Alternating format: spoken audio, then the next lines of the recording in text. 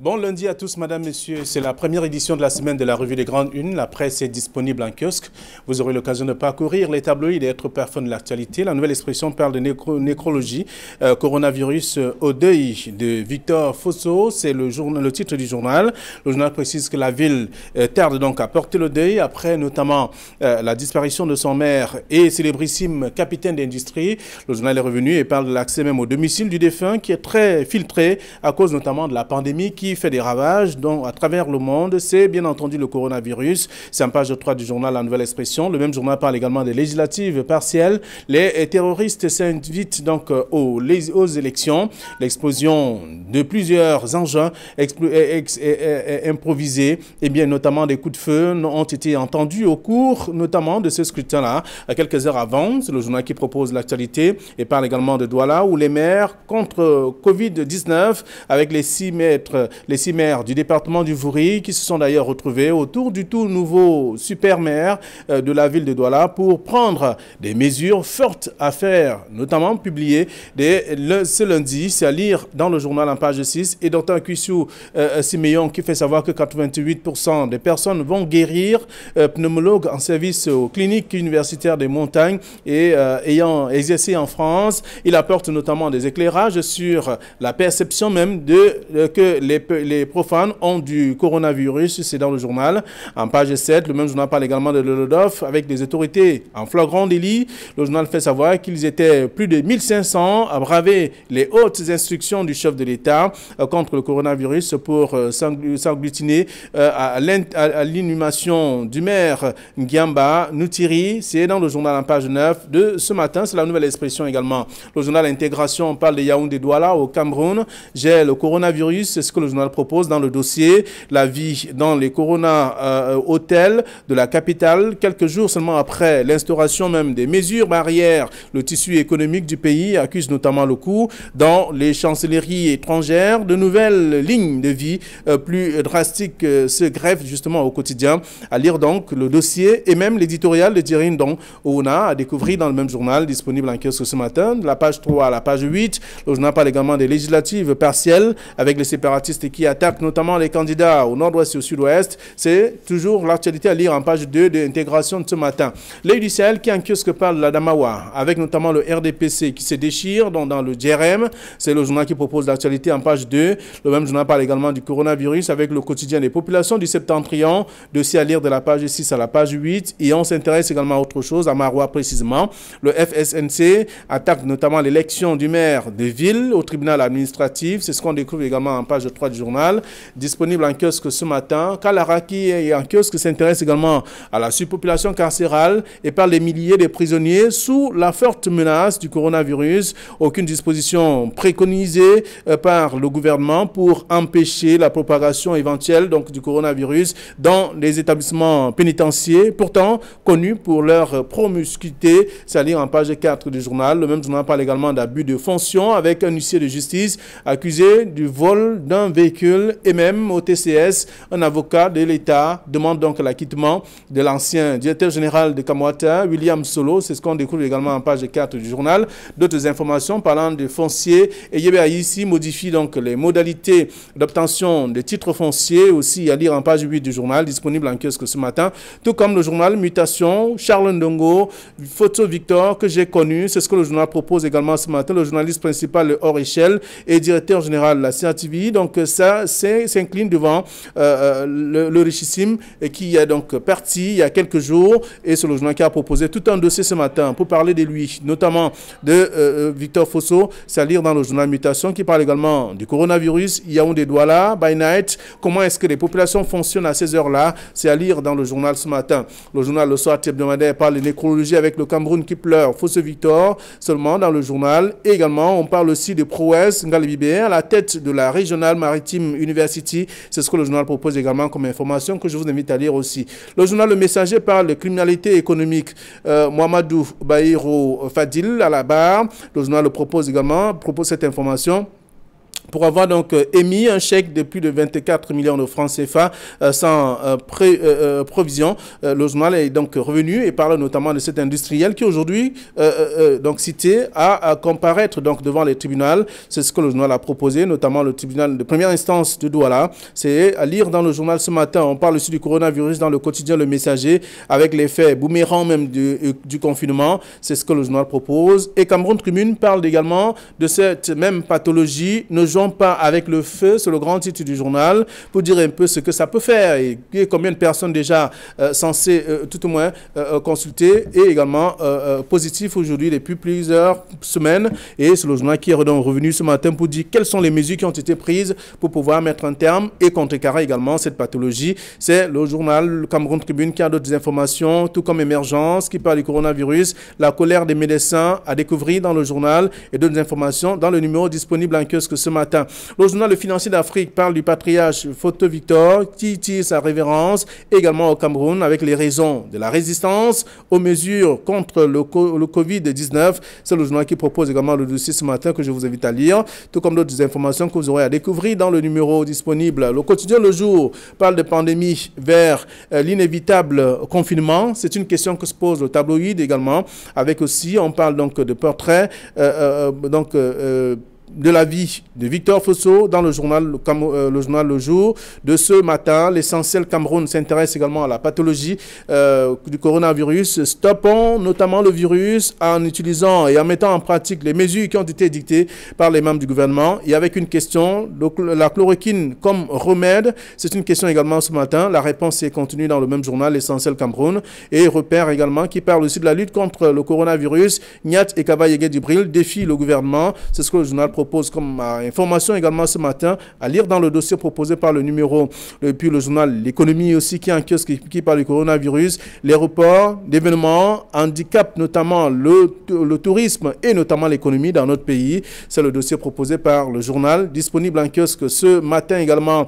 On va lire dans l'autre journal, le journal Éco-Matin, Éco-Santé qui parle justement de propagation de la maladie au Cameroun. Manaouda Malachi renforce notamment sa stratégie. C'est le journal qui propose le sujet et d'autres informations également contenues dans le même journal que je vous invite à découvrir. Si vous faites un tour en kiosque, voilà ce que la presse nous propose ce matin, celle que nous avons reçue à notre rédaction.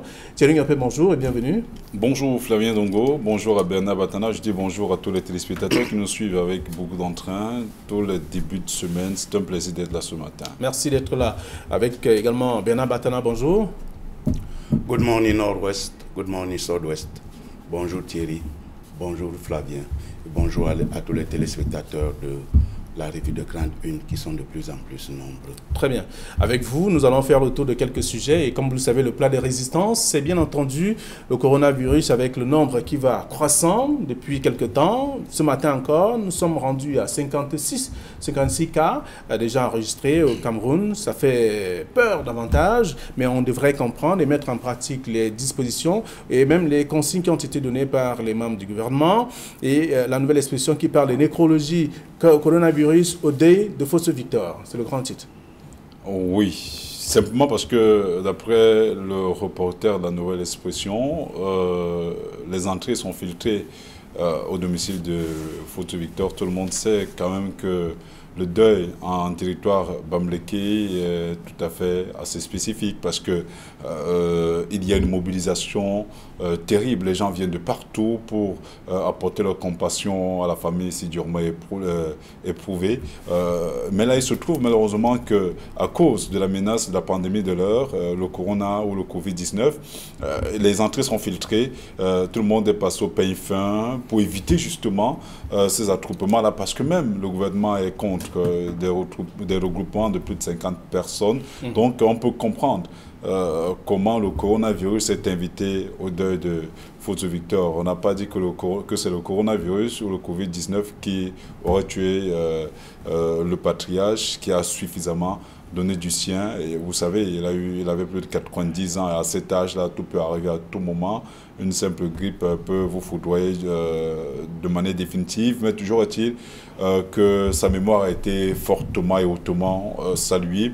Vous l'avez dit tout à l'heure, il y a déjà 56 cas qui ont été annoncés ce matin. Il était 2 heures et passé, je crois, essentiellement de 26 minutes par le ministre de la Santé publique, dont nous saluons la proactivité, parce que avoir fait un tweet à cette heure-là, cela suppose qu'on était debout. Et la manière avec laquelle cela a été relayé démontre quand même que les réseaux sociaux jouent un rôle extrêmement important dans la communication de la lutte, dans la communication contre le coronavirus, le Covid-19. Il faudrait que cela soit accentué. Il se trouve, malheureusement, nous en parlions à l'entame de cette émission. J'étais au niveau de la fenêtre en salle de maquillage et je me suis permis de compter les motos qui surchargeaient des personnes. J'en ai dénombré plus d'une cinquantaine, je vous l'ai dit, à l'entame de cette émission. C'est assez horrible. C'est comme si les Camerounais n'ont pas suffisamment pris conscience de l'état de déliquescence de cette pandémie ou l'avancée de cette pandémie-là. C'est comme si c'est l'affaire des autres. D'ailleurs, il y a des voices qui font le tour des réseaux sociaux, des vidéos où on dit que le nègre ou le noir résiste mieux à cette maladie, contrairement au blanc. C'est vrai que c'est une maladie qui résiste facilement à l'humidité, mais il faudrait quand même que l'on prenne des dispositions, parce que hier, par exemple, on s'est rendu compte que les dispositions après 18 heures, où les débits de boissons devraient fermer, où on devrait éviter des attroupements, il y a des attroupements et j'ai été ahuri de savoir qu'il y a un quart de gendarmerie, de la police nationale qui passait par là sans coup férir, sans rien faire. Les gens étaient là, ils sont passés sans aucun problème. J'ai été quelque part outré. C'est le laxisme qui va tuer certainement beaucoup de Camerounais. Il faut prier que cette maladie n'arrive pas, parce que si elle arrive, faites un tour dans les marchés, faites un tour dans les magasins, faites un tour dans... on a comme l'impression que la mesure gouvernementale portant, demandant même... Ouais, ce sont des volets, en tout cas, que nous allons développer tout à l'heure, puisque ce sont des commentaires et analyses également qui sont faites ici, qui sont faits ici sur ce plateau, puisqu'on parle de commentaires et même des analyses aussi. Alors, donc, il y a ce titre de la nouvelle expression qui parle du coronavirus, au deuil de Fosu Victor et mutation. Ce matin, on parle de Charles Ndongo, Fosu Victor, que j'ai connu. Oui, je pense que il faut peut-être revenir sur le coronavirus avant d'aller... On va parler du coronavirus, c'est le deuxième sujet. Ça fait un lien de toute façon avec notamment l'entrée qui est filtrée au domicile. Oui, si vous voulez qu'on parle de Fosu Victor avant le coronavirus, il faut le dire, hein, c'est un magnat, c'est un capitaine d'industrie qui s'en est allé. Parce que lui-même, il a fait son autobiographie de son vivant. Vous vous souvenez du livre qu'il a fait écrire, Le chemin de Yala. Yala, parce qu'il a commencé par la vente de cacahuètes pour se construire un très grand empire. Un empire qui a été construit particulièrement en Balmayo. C'est en Balmayo qu'il a pris des starting blocks pour faire un grand empire d'entreprise. Parce que Fosu Victor, c'est celui-là même, parce que c'est important, qui emploie pas mal de Camerounais, que ce soit des étrangers, dans ces différentes entreprises. Le véritable hommage qu'on pourra rendre à Fosu Victor, c'est de faire survivre ces entreprises. Le souhait que nous, on peut émettre ici sur le plateau, c'est que les entreprises de Fosu Victor prospèrent après sa disparition. C'est le seul hommage qu'on pourra lui rendre. Il ne faut pas que, comme on connaît par ailleurs ce qui se passe ailleurs, que Fosu soit tué pour une deuxième fois. Parce qu'il pourra se retourner sur sa tombe. Mais si ces entreprises prospèrent, il pourra dormir en paix. D'accord. Alors, donc on parle de ce titre de mutation. Il y a en même temps le soir hebdomadaire qui parle de Cameroun qui pleure, Fosu Victor. Autant d'informations que vous aurez à lire. Alors, vous avez également, dans la presse ce matin, on parle de ce coronavirus. Il y a Dr Simeon Kuisu qui fait savoir que 98% des personnes vont guérir si jamais chacun reste chez soi et reste tranquille en suivant juste les prescriptions qui ont été données. C'est vrai qu'il le dit pas de manière assez péremptoire, mais quand même il faut le dire pour le soutenir peut-être 98 personnes pourront guérir. 98% des personnes infectées pourraient guérir de cette maladie si les règles édictées sont prescrites, parce qu'il est démontré par la science, par tout ce que nous vivons, parce que pour l'instant, nous ne vivons véritablement pas cette pandémie au Cameroun, mais quand on regarde ce que vit la France, j'ai regardé encore un documentaire tout ce week-end, je me suis rendu compte qu'ailleurs, les mesures de confinement sont prises avec beaucoup de sérieux.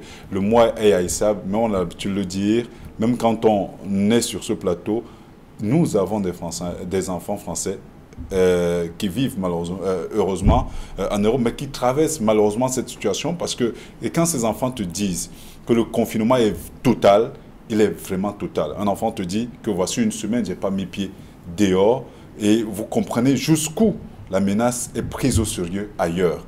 Mais quand on regarde comment on la vit au Cameroun, on a mille raisons de nous poser des questions.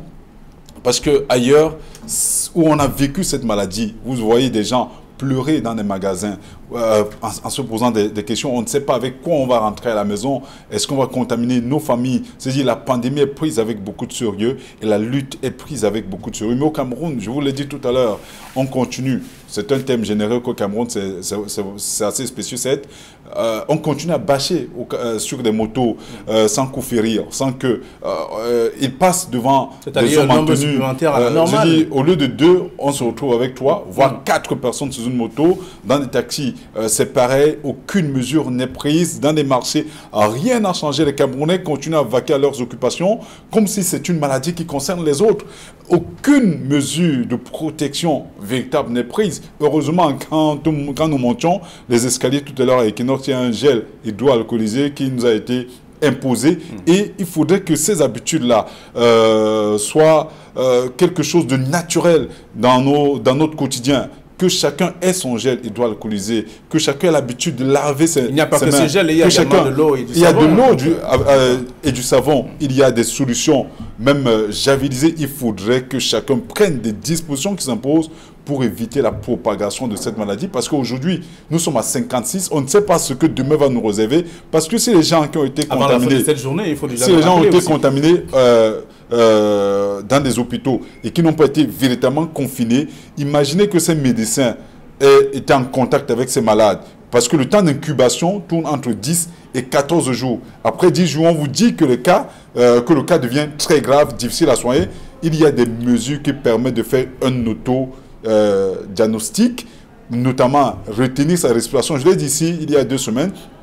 Retenir sa respiration pendant 10 à 15 secondes. Si au terme de cela, vous commencez à vous sentir étouffé ou vous commencez à tousser, rendez-vous immédiatement dans un centre hospitalier pour vous faire ausculter véritablement et on prendra des dispositions qui vous imposent. Parce que le Cameroun ne dispose pas encore de plateau technique pour faire face à cette maladie, encore moins de moyens pour lutter contre cette pandémie. Des médecins qui l'ont d'ailleurs reconnu, qu'il n'y a pas de dispositif véritable approprié pour prendre en charge les différents cas. Donc il faut respecter les mesures préventives qui sont édictées, simplement. Alors, si on prend les statistiques publiées par le ministre de la Santé ce matin à 2 heures, je prends un exemple micro. Sur 26 cas testés, 16 s'avèrent positifs. C'est-à-dire, en clair, 62%. Si on prend ces statistiques-là de ce matin, c'est-à-dire que lorsqu'on sort, on a 62% de chance d'attraper le coronavirus. C'est-à-dire que la cote d'alerte est atteinte. Et nous, sous les tropiques, notre arme, c'est la prévention. Thierry vient de dire tout à l'heure, nous n'avons pas de plateau technique pour supporter cette maladie. Notre arme devient la prévention. Prévention le matin, prévention à midi, prévention le soir. Parce que, et justement, les spécialistes le disent, les médecins en fonction à l'hôpital central de Yaoundé disent que la prise en charge d'un malade coûte extrêmement cher. Et lorsque nous allons atteindre la cote d'alerte, c'est-à-dire que lorsqu'il y aura plusieurs malades, ce sera l'hécatombe. J'ai reçu un message d'un de mes familiers qui est en Italie, qui me dit qu'il est confiné depuis 1 mois chez lui. cette terrifiante maladie qu'on appelle coronavirus. Et il m'a parlé même que c'est l'apocalypse. C'est l'apocalypse. C'est vrai, il a été excessif. Mais moi, je pense que notre arme à nous, il ne faut pas qu'après on pleure. Oui, il n'y a pas le plan technique, on ne nous a pas pris en charge. Nous, sous les tropiques, on n'a pas assez de moyens pour être pris en charge à l'hôpital. Et donc, nous devons prévenir cette maladie, que chacun combatte de son côté. Alors, chaque et famille... le titre du quotidien Cameroun Tribune, ne jouons pas avec le feu. Ben oui, c'est de cela qu'il est question. Ne jouons pas avec le feu. Ne disons pas que le bitacola soigne le coronavirus. Ne disons pas que le noir est immunisé contre le coronavirus. Ne disons pas que nous, on a nos écorces. Non, ne jouons pas avec le feu. La menace est permanente. Nous sommes passés, par exemple, en Chine, de 26 cas, 28 cas il y a un mois, à des milliers, à 5000 cas aujourd'hui. Donc, la propagation de cette maladie se fait à une vitesse exponentielle. Et en plus, le virus n'est pas encore localisé. Il est extrêmement mutant. C'est-à-dire qu'il défie toutes les lois scientifiques. Ce que nous pouvons faire, c'est d'éviter de se mettre en contact avec cette maladie. Parce que si nous nous mettons en contact avec cette maladie, on a des chances d'y passer. Et surtout, si vous êtes atteint et que vous êtes déjà fragilisé par une pathologie comme le diabète et autres maladies qui touchent le cœur et les vaisseaux, vous êtes passible tout au moins de faire la maladie dans un stade un peu plus élevé. Alors donc il est question de respecter simplement les mesures d'hygiène. C'est ce qu'on devrait davantage dire à nos chers téléspectateurs. Et en même temps, lorsqu'on fait le tour des titres également ce matin, Émergence qui fait savoir que les médecins sont en colère également, puisqu'il n'y a pas de mesures qui sont prises pour ces derniers aussi. Puis ils sont en contact permanent avec ces patients. Non, les mesures les plus élémentaires, même en Europe, on l'a vu, hein, c'est la désinfectisation. Et je crois que même dans des entreprises, j'ai vu des entreprises le faire. C'est fait dans des hôpitaux et le port des gants est fortement conseillé, notamment même pour les gens qui manipulent beaucoup d'argent, pour les gens qui sont en contact avec les patients. Le port des gants et des blouses adaptées, jetables, est recommandé. Les chaussures en plastique, c'est recommandé. Le port d'un masque de protection au niveau de la bouche est recommandé. C'est pas suffisant, c'est ce que les médecins essaient de dire. Il n'y a pas en quantité suffisante. Voilà. Maintenant, il faudrait que le gouvernement se déploie à ce niveau. C'est pour ça que les responsables de l'Organisation mondiale de la santé ont suggéré qu'il est plus que jamais temps maintenant pour les gouvernants de s'endetter pour lutter contre cette pandémie, parce qu'on a vu des gouvernants s'endetter pour acheter des véhicules, parfois des gouverneurs, parfois des préfets qui n'en avaient pas besoin, à des ministres qui n'en avaient pas besoin. Mais il n'est plus que jamais urgent de s'endetter parce que c'est une maladie qui va toucher la couche la plus basse de la population.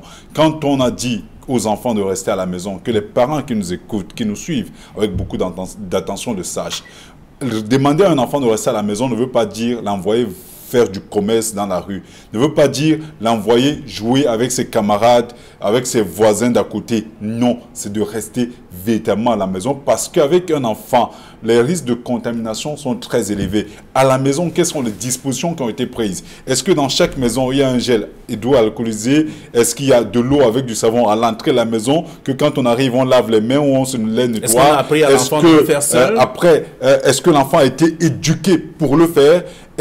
Quel est le comportement qui a été adopté au niveau de chaque foyer, de chaque maison, pour que la propagation de cette maladie ne soit pas effective? Quand on regarde ce qui se passe, c'est pour ça que Cameroun Tribune, j'épouse effectivement ce que souligne Cameroun Tribune à sa grande une, on est en train de jouer avec le feu.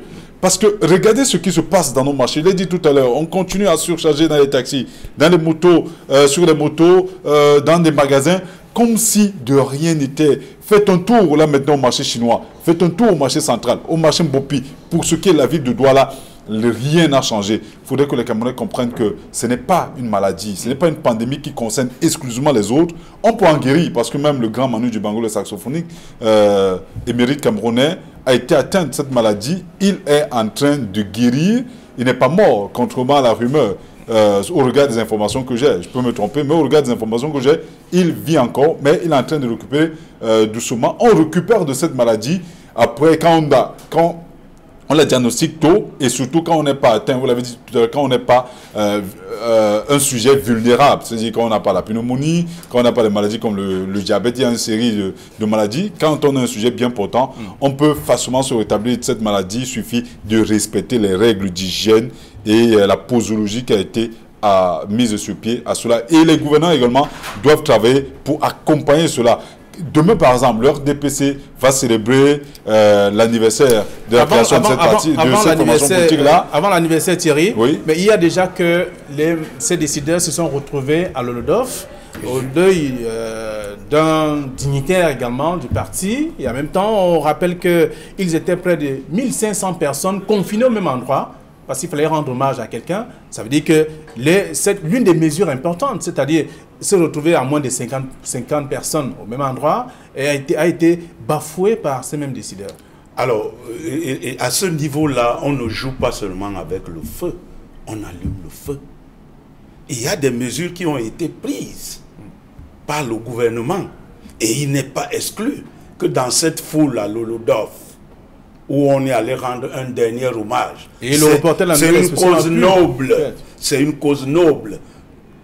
Il fallait rendre un dernier hommage au maire, au défunt. Mais il se trouve que au moment où on lui rend un dernier hommage, il y a un certain nombre de constitutionnalités posées par le pouvoir public à respecter. Ils se sont retrouvés à 1500 dans un lieu, alors qu'on a parlé de 50 au maximum.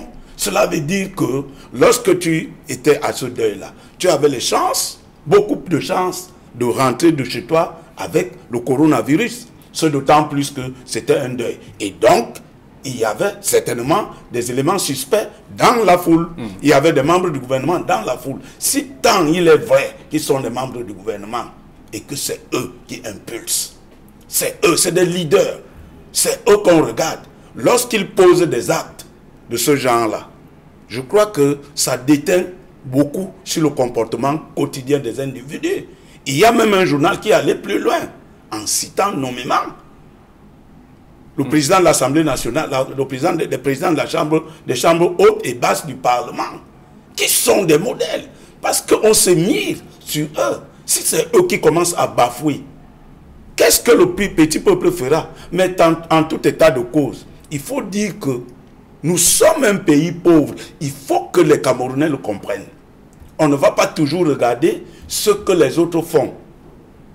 Pour éteindre le feu, que chacun, à son niveau, prenne des dispositions pour éviter cette catastrophe. Parce que c'est une catastrophe qui évolue à une vitesse qu'on ne maîtrise pas. Non seulement on ne maîtrise pas l'évolution de cette maladie, on ne maîtrise même pas l'évolution du virus parce qu'il est extrêmement mutant. D'accord. Alors, à la suite de ça, de ce qu'a proposé par la Nouvelle Expression, cette information avec les autorités en flagrant délit, on voit bien qu'ils se sont retrouvés 1500 et le quotidien Le Jour se pose la question vers l'inertie, vers par exemple l'inévitable confinement.